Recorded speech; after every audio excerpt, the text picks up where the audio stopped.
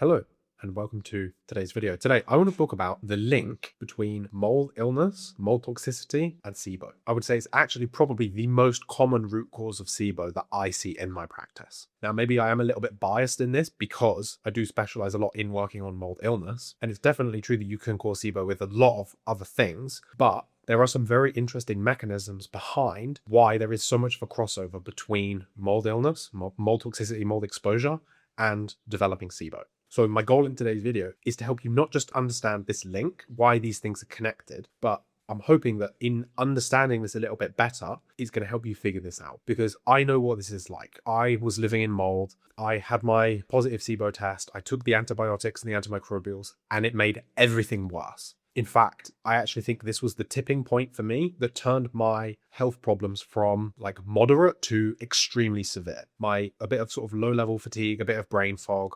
I got some like headaches and some very mild histamine issues and some fairly severe constipation.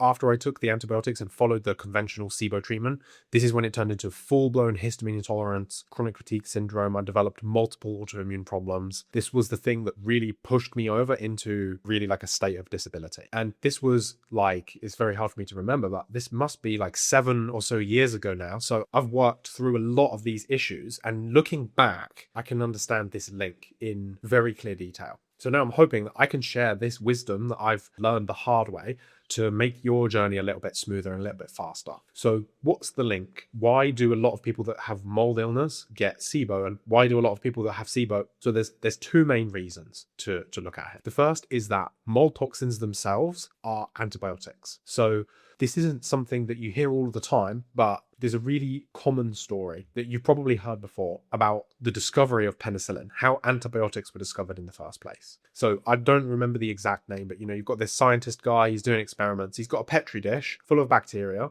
and all of a sudden they all died inside this petri dish. And he was like, whoa, what happened? How did this happen? And he realized that some mold fell off of an orange or a lemon or some kind of citrus fruit.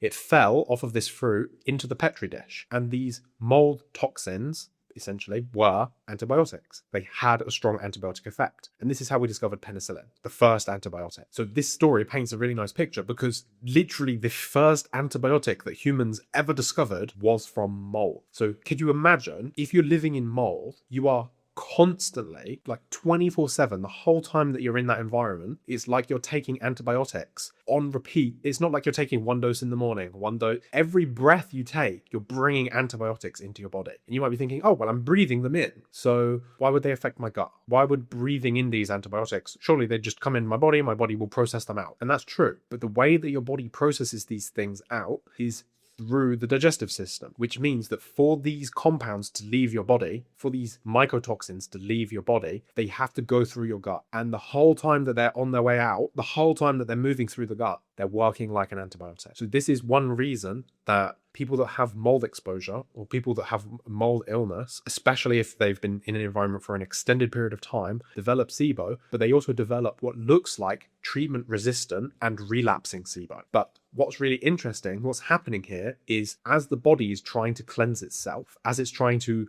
slowly release these mold toxins from the fat tissues, from the brain, from the nervous system, from the visceral fat, from the mitochondria, as it's slowly releasing these toxic compounds, the liver is scooping them up, packaging them up in the bile, and removing them through the digestive system.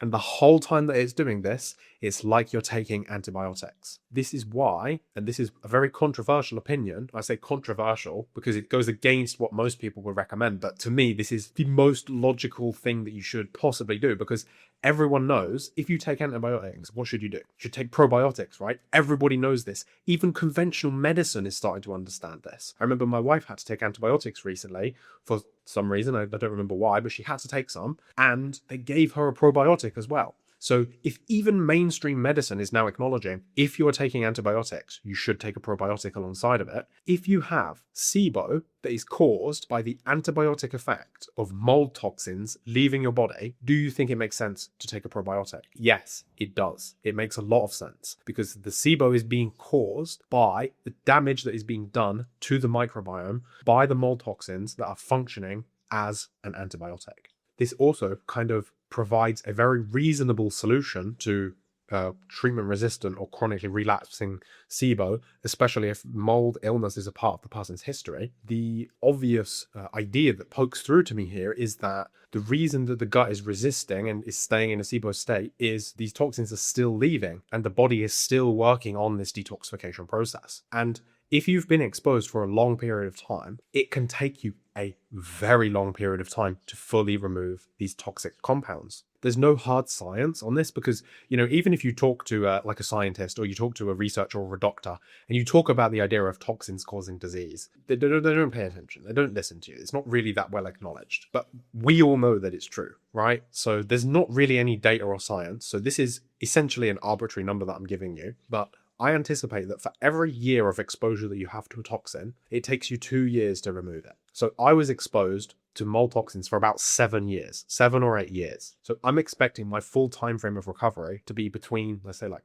14 and 16 years. That's a long time. The thing is, I don't mind. I don't mind this taking a long time because my quality of life is already really, really high. I still have some food sensitivities, but I can eat way more than I used to be able to eat. I used to be on a restricted diet of 5 foods for about 5 years. So this is a really long time period. This is when I was most toxic, when I was being actively exposed, and in the first few years of recovery after that. Now I can really, within reason, I can kind of get away with eating anything I want. I do have to be a little bit more careful with like raw foods. So like if I eat like a lot of lettuce or like a lot of nuts or seeds and things that are raw, and I do have to be careful with the total amount of FODMAP content that I have. If I eat a lot of FODMAPs in one go, especially if I eat it like close to bedtime, I don't really feel that good. Although saying that, there have been time periods where my tolerance is just fine. Like I could go to an all you can eat Chinese buffet. I mean, everything in it's full of like soy sauce and it's got garlic and it's some of it's fried stuff and it's not even the best food really to be eating. And I can eat as much of that as I want and I feel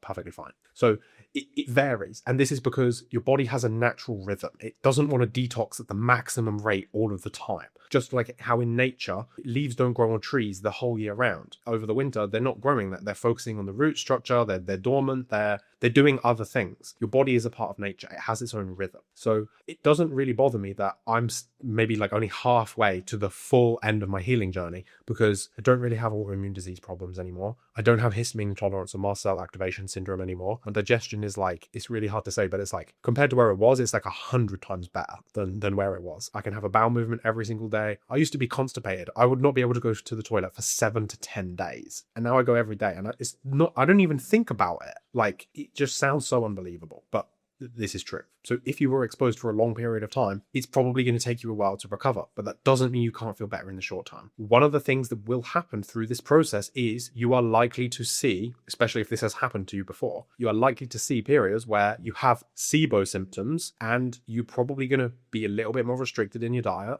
and you're going to feel a little bit more sensitive to certain foods and you might have a little bit of bloating and a little bit of discomfort. And this is because your body is purging itself of toxicity and these toxins leave through the bile. And as these toxins are leaving through the bile, through the digestive system, they are having an antibiotic effect. They are disrupting your microbiome. But this is the only way that we can get them out. So we just have to support it and do what we can to mitigate the damage that's being done. We support the digestive functions. We adjust the diet according to the need of the individual at the time. So it's not about being hyper restrictive. It's about avoiding things that make you feel bad and then eat everything else. You'll be totally fine. Obviously, we want to focus on nutrient density. If we can get some organ meats in there, that would be great. If we can make sure the bile's flowing with a good amount of fat in the diet, this is excellent as well. We can provide antioxidants and polyphenols, and with whatever you're able to tolerate, we can use things like fibers and tolerate the FODMAPs as much as possible. We can have some of these things in there as well. But what's going to work for you is going to fluctuate over time. This is what people mean when they say healing is nonlinear. I know it's a very abstract thing and it kind of in my mind is a bit frustrating because it feels a bit useless, but this is what it means in practice. It means that just because you like fix your SIBO or your SIBO goes away and then it comes back a few years later, it doesn't necessarily mean you did anything wrong. It might just mean that your body is going through the next phase of removal of these compounds that you were exposed to for an extended period of time. So this is why there is such a crossover between SIBO and this can be SIFO, this can be other types of digestive disorders, and mold toxicity. Mold toxins are antibiotic. They disrupt the microbiome. They will affect the beneficial microbes. And when these microbes get affected, they can have a follow-on impact in your immune function, in your digestive functions, in SIBO-like symptoms. And I would argue every step of the way, probiotics are an intervention that makes sense, because if you were on antibiotics as like a traditional course of antibiotics, you would be taking probiotics alongside them. And if these are antibiotic compounds that have become absorbed in your body and your body is slowly letting go of them over time, probiotics make sense. And I know that people say you can't take probiotics if you have SIBO because you have an overgrowth, but I think it's a poor understanding of what SIBO actually is, or what this process of healing and recovery actually is. So I know this is quite nuanced. If you feel like you need a little bit of extra support in understanding what to actually do in your personal situation, because I know this can feel very overwhelming, very confusing. I've totally been there. I can 100% understand it. So I'm giving you this to try to like make things make sense to you, because I know when you're in a bit of a SIBO flare or you're having some abdominal discomfort, there's a part of you that's going to be doubting. You're going to be thinking, well, all the other people, they just take the antibiotics and then they recover. And what if I could just do this one simple thing and it's going to heal everything? And I wish it would work like that, but it just doesn't. It really just doesn't. You have to work with the body. You have to build a solid foundation, and it takes time. The thing is, you will build this foundation and it will look like other people around you, maybe other people in Reddit or in Facebook groups.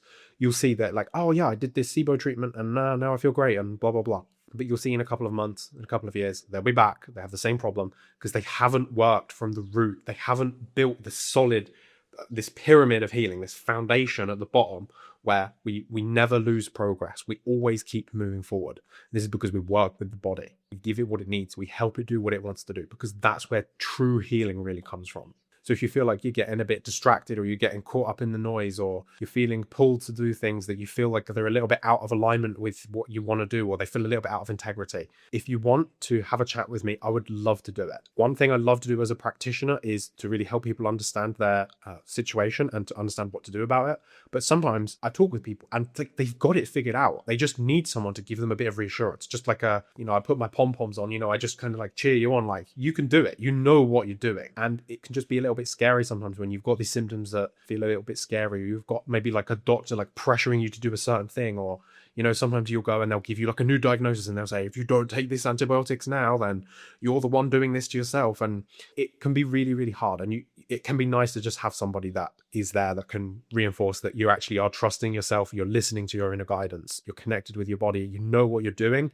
And maybe it doesn't make sense to other people, but it makes sense to you, and you're going to get the long-term result. And ultimately, you're the one that has to deal with the outcome, whether it's for the better or for the worse. So it's always better for you to be trusting yourself, because this is where you're going to get the ultimate answer that you're looking for. So if you do need a bit of guidance or a little bit of me to put my pom-poms on, and kind of reassure you a little bit, I'd love to do a consultation with you. Shoot me an email, support@williamdickinson.co.uk. If that's not something that you're interested in right now, or maybe it's out of budget or whatever it is, leave me a comment below. I'll try to get back to you. I'll put my pom-poms on down there as well. I'll give you a little bit of support. It's really important to know that you're not alone in this. This can be a complex issue. This is something that takes time to work through, but you need to trust yourself. You need to put in the reps. You need to be consistent and just keep working on it and believe that your body can heal, because it can. It 100% can. Mine's healed so much. I've seen so many people heal their bodies as well. Just trust it, because you'll get that. That's everything for me today. Hope you find it helpful and interesting.